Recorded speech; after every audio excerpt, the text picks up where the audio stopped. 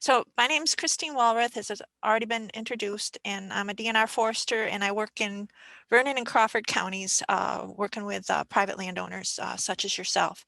So the topic of this is, or the title is Success with Tree Planting.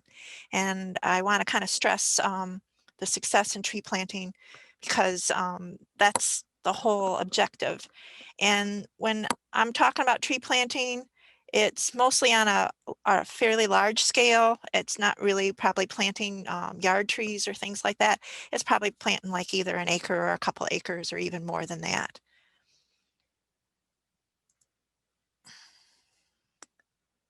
Okay, how do I? If you click on the PowerPoint screen, then you'll be able to advance the slides using the up or down arrows. Thank you. Okay, so what I'm planning to do is we have this publication that DNR put together a couple years ago, and it's called Creating a Forest. It's a step-by-step guide to planting and maintaining trees, and this is what I'm hoping to follow in my presentation today. So I really like this publication. It's got a lot of detail in it, and you can find it online on the DNR website. Just go to the search bar and type in Creating a Forest, and this will come up. If you would like a hard copy of this, they were available like 6-9 months ago, but I'm sure that one of the foresters could probably get a hold of a copy for you if you're interested. So there is a couple of things that, or at least one thing that I don't really, that I'm not going to follow when I'm talking about this is they go through the planning and design as one part of it, but they put the site prep and the tree planting together, where, in my opinion, site preparation is really important when you're doing a grand scale tree planting project, and then tree planting and then maintenance. There is another short little, I guess you would call it almost like a news article in My Wisconsin Woods. This was put out several years ago, so I'm just referring to this one because the publication Creating a Forest is like 23 pages, whereas this is like 1 page long. And it talks about the 4 Ps of tree planting. And it basically, plan, prepare, which that would be your site prep, plant. And instead of saying maintain, they say preserve. That's so they can get to the 4 Ps. But that's another piece of publication that, if you're interested, you could go to the My Wisconsin Woods and do a search on tree planting, and this will come up. So planning, you need to set your goals. You need to evaluate your site. You need to select the tree species that will fit your site. And then you need to look at your planting design, and then you go with your stock selection for your planting. So when you set your goals, you determine, okay, am I planting these trees for timber management? In other words, to produce high quality valued trees?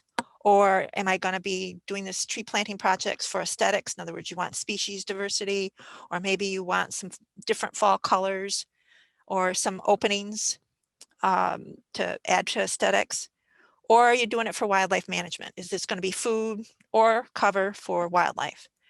The other thing would be like erosion control, and that's for specific situations. And then windbreaks, and windbreaks are almost like in certain situations, they can be erosion control. So when you do your site evaluation, you're looking at your climate, you're looking at your soils for productivity, you're looking at competing vegetation, topography, and then the location in the landscape. And then also, what forest pests are there? Are there insect pests? Are there disease animals? You need to look at what's there on where you're going to be planting these trees. So as far as climate goes, here's 2 tree examples. One is northern white cedar and another one is black walnut. And let's just kind of look at this without considering climate change. Let's just consider what things are like right now. So like if you were going to plant northern white cedar, and it is planted in southern Wisconsin, but it does the best if you can keep the deer off of it in northern Wisconsin, and because it is more of a northern species that likes to have some cold temperatures for it to survive, and it also likes for some pretty wet conditions. Although I have seen it planted in areas where it's reasonably dry, and it's been successful. But that's partly due to like we're having a really abundant year for rainfall. If you planted it during some years where you would had drought, then it probably wouldn't be that successful. Situation with black walnut is kind of reversed. Black walnut is more of a southern type species. In our area, I tell landowners that really black walnut, we're kind of like in the northern range of where it will grow the best. It is very susceptible to really cold temperatures like below zero and things like that. So your soils. Here in Wisconsin, we have a very large range of what our soil types are. It goes from clay, silt to sand. So you got to look at your nutrients and it's the availability for it to hold moisture or water. You wouldn't necessarily have to do soil testing for the site. There are lots of tools out there where you could actually, get like either a soil manual for your county, or there are some websites like Bill Clace had mentioned on Tuesday, the web soil survey that NRCS puts out, where you could actually get the soil types and what the specifications are for your site.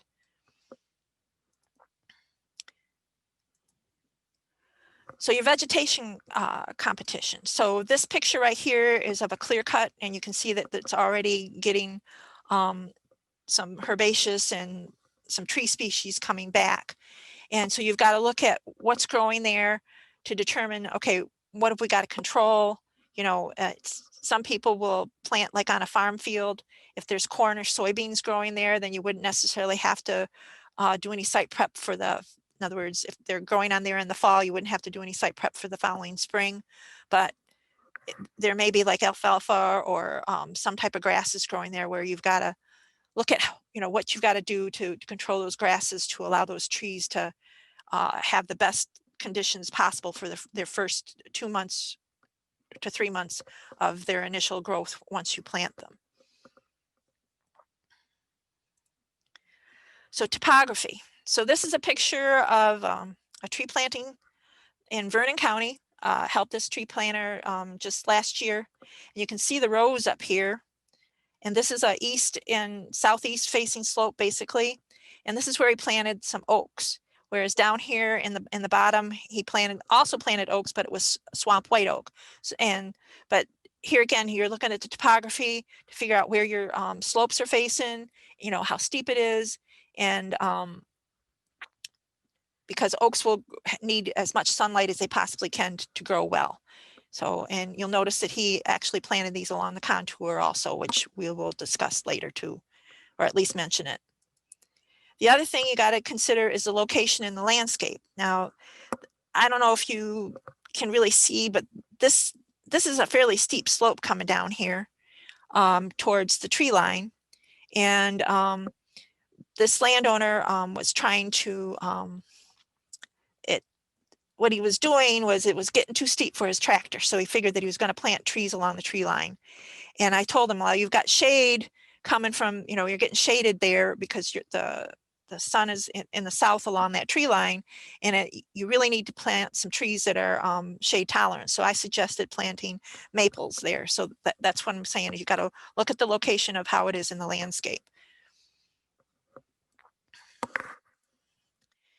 And as mentioned before, you look at your forest pests, your insects, your disease, and your animals. So here's an example of a grub that is going to, girdle basically the roots or what's underneath the soil. And the bee picture is where like mice and voles will also girdle it. And one of the things that kind of is an example of selecting your tree species because of the insects that are in the area, like we currently have emerald ash borer that is causing a great deal of mortality to all our ashes. So we wouldn't recommend planting ash trees. So your planting design. You should look at developing a map that's going to include your size, your acres, the shape, where it's located, then an arrangement, of what pattern, how are you going to plant these trees, where are you going to put certain species, and then your spacing. And your spacing is not only going to depend on your species and your goals for the site, but a lot of times it's going to depend on whether you're planting this because you're in a program or you're getting cost sharing. Because a lot of our cost sharing and our the Conservation Reserve Program, you would go into that program to plant some trees, and what they want you to do is maintain that site at 600 trees per acre when the trees are below 1 inch in diameter. So that's what I mean. You've got to consider your spacing and how are you going to get that amount of trees to be growing with what your row width is going to be and those types of things. You also need to look at your roads and your access on how to get to the property or get to the plantation, because you're going to want to do some maintenance, and the roads and the access is going to be very vital to you. So here's a planting design. You'll notice that they're avoiding planting over here in the wetlands. And up here in the northeast corner, they've got the rows are going from east to west. And then down here in the lower, larger section, the rows are going from north to south. And they probably have a specific reason as to why they're doing that. It could be topography. It could be how they're going to do the maintenance on this. And then they also have got some access roads. And then maybe they're planting conifer here, so they've also just a fire break around the plantation. So next, we're going to talk about your tree species and nursery selection. So the conifers that grow really well in sandy soils is red pine, white pine, and jack pine. We do not recommend Scotch pine. The state nursery used to grow and sell Scotch pine, but Scotch pine is not a native species, and we're finding that Scotch pine is very susceptible to a lot of diseases and a lot of insects here in the United States. So hardwoods that grow in sandy soils, oaks, you can plant aspen, white birch, red maple, and possibly river birch. And then these are the conifers that grow well in like heavier soils, like your silt loams or your clays, white pine, white spruce, or white cedar. Then your hardwoods for your heavier soils would be sugar maple, basswood. I put a line through white ash, yellow birch, black cherry. I put a question mark by silver maple because to me, silver maple is more of a wetland type species, but I have seen it where it will grow on upland sites. And then oaks is also another one for heavier soils. And then your wet, swampy soils, but not extremely wet, would be your swamp hardwoods such as red maple, silver maple, and swamp white oak. And then your white cedar and tamarack and black spruce and white pine would be your conifers. So your stock selection. You should for sure be getting your seed source or your seedlings from the same region where you're planting. So, getting your stock from a Wisconsin, either the state nursery or a private nursery in Wisconsin, or maybe even Minnesota would be good. But going down and maybe getting seedlings or even seeds from the southern United States would not be recommended. And then there's also bare root containerized seedlings, and then direct seeding, which would be planting seeds.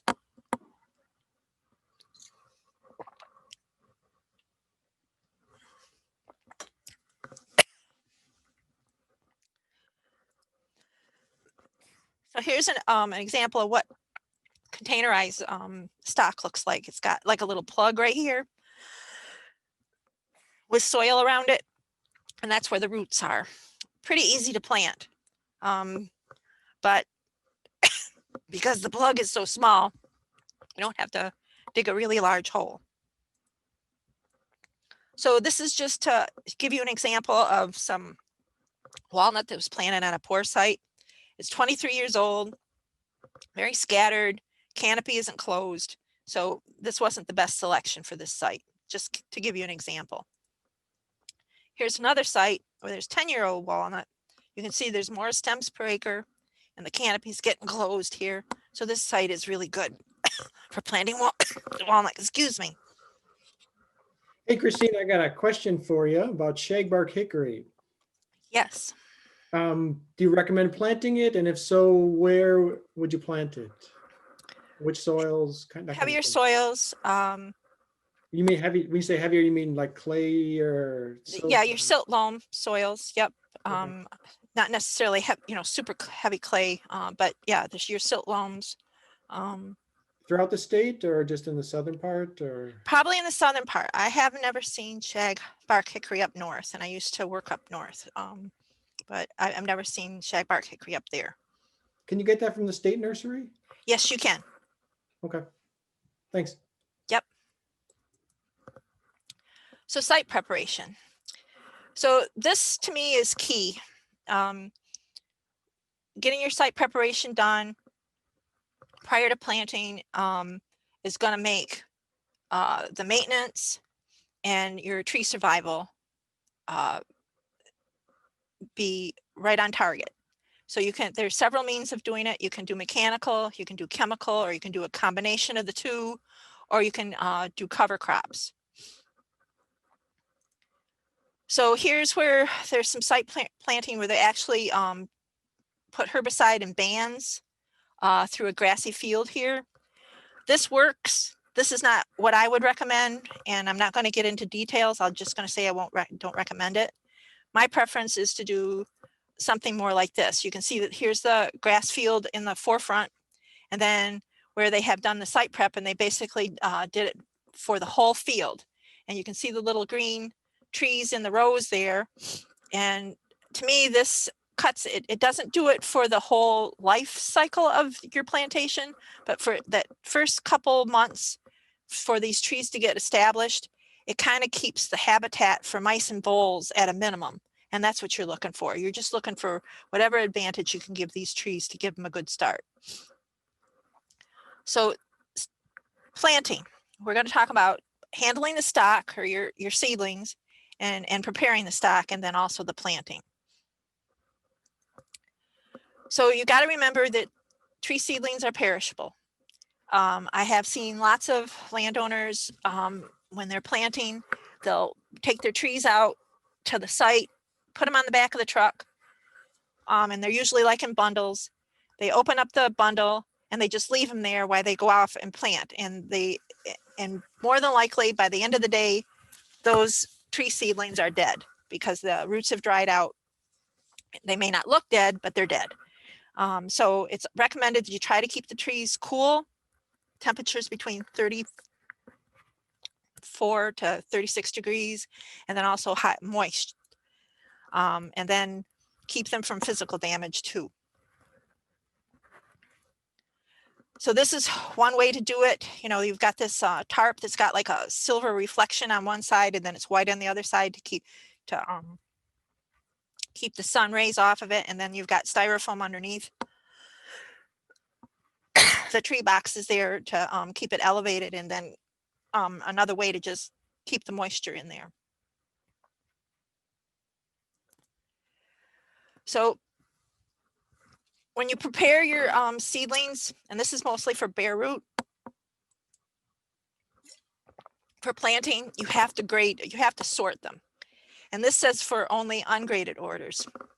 And that's not quite true. You have to do it for all orders because the roots get all twined together. Especially if you're doing machine planting, where you have to get these seedlings so that they're not all the roots are twined together when they get in the box that's in the machine planter. You need to have them so that they can just pick up a couple of them individually without having to unknot them or whatever you want to call it. And you're also removing like the smaller trees that are runts. And then at the same time, you're doing some root pruning, but you don't want to be too drastic about it. If you're planting hardwoods, you want to have at least 8 inches of root after you prune. If you're planting conifers, I always suggest that you want as much root system below the root collar as you do above the root collar. So the next slide is an example of that. So your root collar, or what they're calling cotyledon scar, they've got pointed right here. So that's your root collar. And that's the tree right there. And you want to have as much root below to make sure that this tree can survive.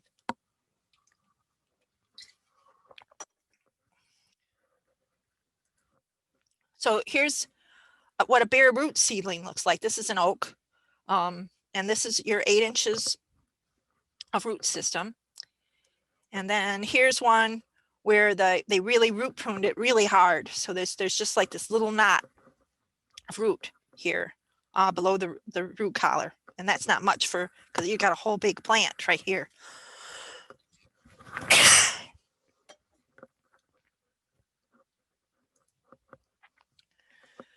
So what's suggested is the day before you plant is that you prepare your seedlings in an enclosed building.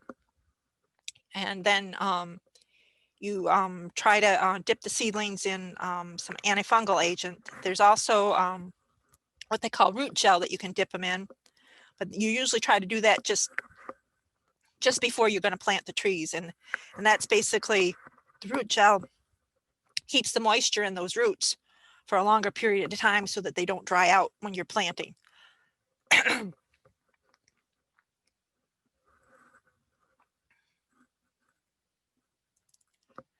So hand planting or machine planting? So it's always suggested if you're hand planting that you only take as many seedlings to the field as you can plant that day, or a half a day if you're close to where you're sorting the trees. So this says about 1,000 seedlings per day by hand. That's kind of a stretch in my opinion. I don't think I could do 1,000 seedlings per day by hand. And then 5,000 seedlings per day by machine. And that's true, but what you've got to remember is the day that you're going to be, the first day, you're probably going to be struggling with setting up the machine and getting familiar with the machine and that type of thing. So don't expect to be planting 5,000 seedlings per day the first day. So when you're hand planting, you've got to create a planting hole that's big enough for the root system. Make sure that the roots are straight and hanging freely, and then plant that seedling with the root collar at the soil line, or with a half an inch below the soil line. And then you want to pack the soil firmly to make sure you get the air pockets out of there, so you're not getting any air in there to dry out the roots. So here's an example, or pictures. He's pointing out the root collar in the upper left, and then he's showing you how he's putting the roots in the hole in the upper right, and then he's keeping the tree straight in the lower left, and then he's taking his feet and he's stomping the soil to make sure he's getting all the air pockets out of it in the lower right. Christine. Yes. I've heard that some species are more vulnerable to bad planting than others, like they can handle getting buried too deep or too shallow. What's been your experience with that? Are there some that are more vulnerable to bad planting than other species? It's the oaks are what I see that get the bad planting. The oaks have a root that's almost like a tuber, and it's got like a right angle to it. So this one slide, you see how that's got like a little, almost like a right angle to it? That's an oak.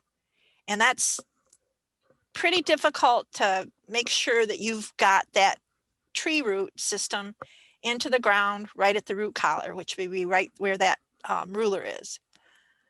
So yes, that takes some making sure. Yeah.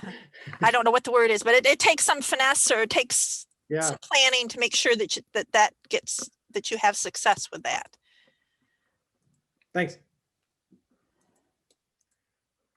So this is a little diagram of using a shovel and how to plant a tree. And then, where you're kind of like doing like a wedge, and then getting the tree roots in, and then you're pushing the soil towards the tree. This is probably one that you want to study later on. So hopefully when you're recording this, you can kind of pause it. So here's some examples. The next couple slides are examples of trees not planted well. So here's one where it was too deep. You can see the soil up above, like the root collar is down right here, where it kind of forks, and they planted it too deep. Here, and this is what I'm talking about, where I said that the oaks, it takes some finesse knowing what you're doing. I see this a whole lot where they're planted, but they've got the roots exposed, so the roots are drying. They haven't even got this, so it's planted with the soil up to the root collar, and this is not planting successfully. And then here's where the tree is planted so that it's not upright. It's kind of leaning or crooked, as this says. So here's some examples of some tree planting with the machine planter. You'll see in the upper left, that was planted that looks like it was planted where they had corn growing the previous year. And then in the lower right, they're planting in grasses, but there was no site prep here. But it looks like the grasses were mowed, and maybe the intent is that once the grass starts to grow again, that they're going to be mowing in here to keep the competition down. So key points: you need to prepare the site before you plant your seedlings. You need to plan at least 8 months prior. You need to keep your seedlings cool and damp before planting, and then plant them properly so that they have success and survival. So maintaining. So you need to monitor your plantation. You need to look at it for weed control. You need to look at it for insect and animal control. So by monitoring, you need to determine how many live trees you've got per acre and what the health of the trees are. And then identify the damage and your competition. And if you need help, then contact your local forester or some other natural resource professional. So this is one way to monitor it. You can take and put a stake in the ground and have a rope on it that's like 11 feet 10 inches, and then you can go around like in a circumference and then count the trees within that circle. In other words, this is just your radius, and you're just going to be walking around here counting the trees within that circle. And that's a 100th acre. So whatever trees are counted here, you just multiply times 100, and that's how many trees you've got per acre. So that there's the example right there. And then, as I tell the landowners that I work with, is when you're going to plant, you need to plan for mortality. So if your goal is to have 600 trees that are below 1 inch in diameter to survive, then you need to plant at least 775 to 800 trees per acre. And you're going to plan for mortality, thinking mortality is going to be about 10% of your plantation for the first 3 to 4 years, so that you can end up with that 600 trees per acre. So weed control, here again, like I said, your first 3 years are critical. You need to either with herbicides or mechanical with mowing or disking. The one on the left is probably with well, they're both herbicides. It's just one is a broadcast burn and one is a broadcast control, and another one is specifically going down the row. So the reason for competing or controlling the competing vegetation is, you want to get as much sunlight to these tree seedlings as possible. You want to get as much moisture and nutrients to these tree seedlings as possible, and you want to decrease damage from your mice and rabbits and other forest pests. So here's an example with herbicide and then without herbicide.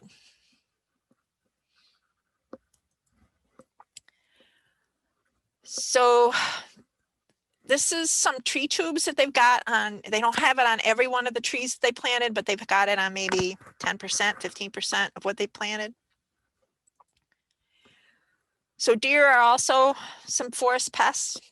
There are repellents out there, and there is fencing that you can put up to assist you. Fencing is expensive, and repellents can be expensive also. So there's your fencing, and I don't think that this deer guard is available anymore. I think there's other things that you can use. There, you can use bud capping, and you can use tubes. The tubes we've already showed you. And bud capping only seems to work on conifers. It doesn't work at all on hardwoods. It just doesn't. And that's putting like a piece of paper over the terminal, white piece of paper over the terminal bud to keep the deer from browsing on that terminal bud.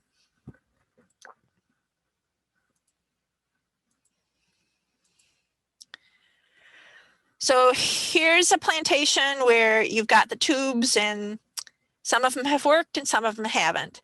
And where you're seeing these tubes leaning over and that type of thing, that's not from deer. That's from other animals like skunks and raccoons. Because what happens is you get, for why it happens, I don't know, but you get wasps and bees that seem to like to colonize down here in these tubes. And then the raccoons and the skunks like to go after those little colonies. The other thing you've got to be cognizant of the mice and voles. One way is to create perching poles for owls and hawks to reside on to assist you with controlling them. So there's an example of a perching pole.